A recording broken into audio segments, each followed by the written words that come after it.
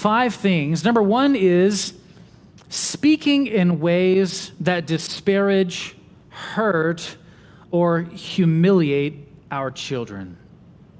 Speaking in ways that disparage, hurt, or humiliate our children. Think of mocking. Think of mocking our children. Think of belittling them, devaluing them, or using sarcasm that truly crushes their spirit.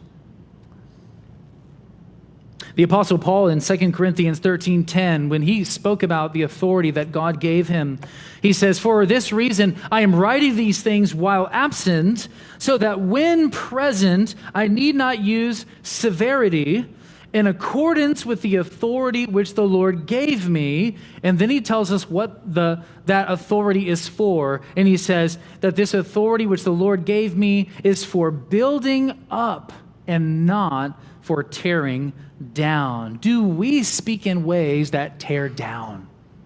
Do we speak in ways that tear down? Great question to ask yourself as a husband or as a wife. Number 2 is using excessively severe discipline. Using excessively severe discipline. Excessive discipline is punishment that does not match the offense. It is punishment that outweighs the offense committed. This usually happens when we respond to an offense emotionally or out of anger rather than self-control, and no doubt does more harm than good.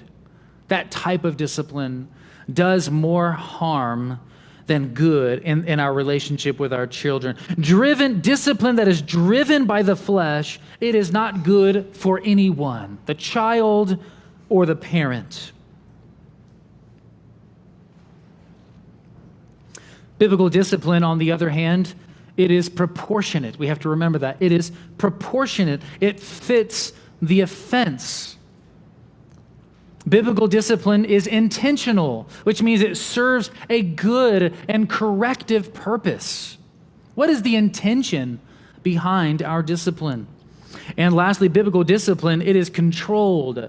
The way we discipline our children or correct them, it is to be governed by the Spirit of truth and grace. It does not seek to crush our children, but to correct them and to restore. That is number 2. Point number 3 is our children can be provoked by making unreasonable demands.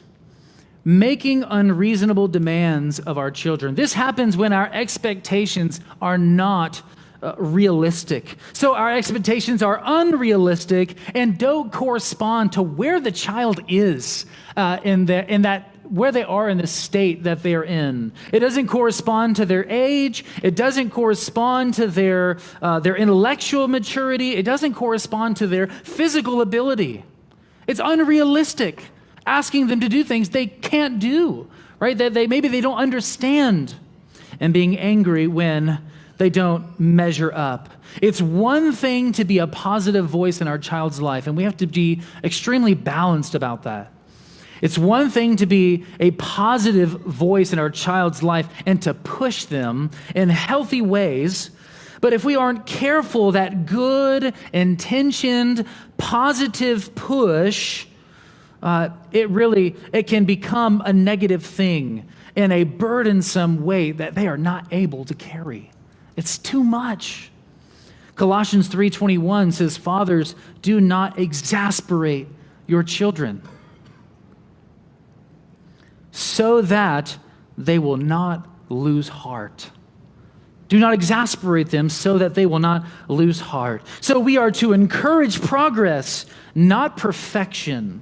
We are to raise the bar, certainly, but slowly and not overnight. And we shouldn't expect our children to know or be able to do things that we haven't taught them or shown them to do. And if that's really kind of our expectation, just do it, expectation, without putting in the hard work, you're really just setting up your children for failure and not allowing them to measure up or to please you, which our children want to do because they love you, they respect you, and they want to show you that they want to obey they want to show you that they want to obey your voice. And they want to do the things that you love. That's point number 3. Point number 4 is hypocrisy and inconsistency in discipline. Hypocrisy and inconsistency in discipline. A great way to provoke our children to anger is holding them to a standard that you are not committed to yourself. That is a great way to provoke your children to anger. Children are not dumb, right? They are sponges. If you tell them something, they're not going to forget it in 5 minutes. They're going to remind you when you mess up and be like, didn't you tell me to do this? They will do that. My children have done that to me. I should have done that. And I didn't do it, but they will remind you. And they will be provoked by anger. What's going on? Why aren't you doing this? Hypocrisy, it is expecting obedience. It is expecting self-control and kindness from our children while we model the opposite with our lives. Paul asks his audience, his audience in Romans 2, but do you suppose this, O man, that when you pass judgment on those who practice on those who practice such things, those things that you're against, but you do the same things yourself, do you think that you will escape the judgment of God? Really exposing the nature of hypocrisy. And the other consistency is when you say and teach one thing, but you don't stand by it. You must stand by your word. You can't be one day you're enforcing the rules and the next day you are ignoring the rules. Being unpredictable, it will cause nothing but confusion in your house. Being unpredictable, being arbitrary, it will cause nothing but instability in your home.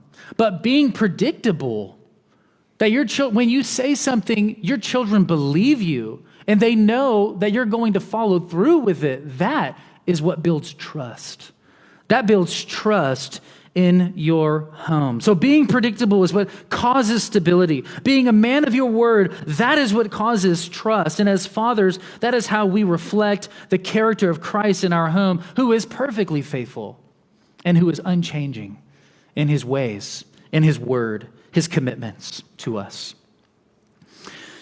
And lastly, number 5, favoritism and failing to meet a child's specific needs.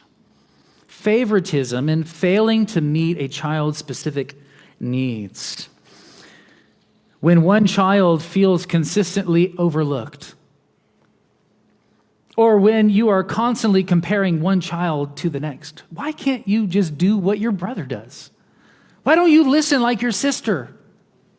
When you're constantly just comparing them to a friend or a sibling, or you don't value them in real, tangible ways, oh, you better believe that will produce a lot of hurt in the home. That will create jealousy in hearts. That will create bitterness and resentment toward you.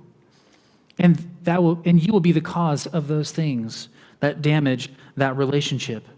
As parents, we have to remember that not all of our children are the same, right? You learn throughout the years, your children are different. And you have to treat them. You have to handle them in a unique way. They have different personalities, they have different struggles, they have different strengths, and they have ways that they receive love and instruction. Some will come to you if you don't call them, and some will never come to you if you don't call them. Right, so it's your job to know how to care for and how to shepherd each of your children's hearts in the midst of those different personalities. And the only way to love them well, it is to know them well. That is the way to love them well. It is to know them well. And that is true about any relationship. We must spend time with each child and know them well. John Piper said that the happiest and holiest children in the world are the children whose fathers succeed in winning both their tender affection and their reverential and loving fear. And they are children who will come to understand most easily the mystery of the fatherhood of God.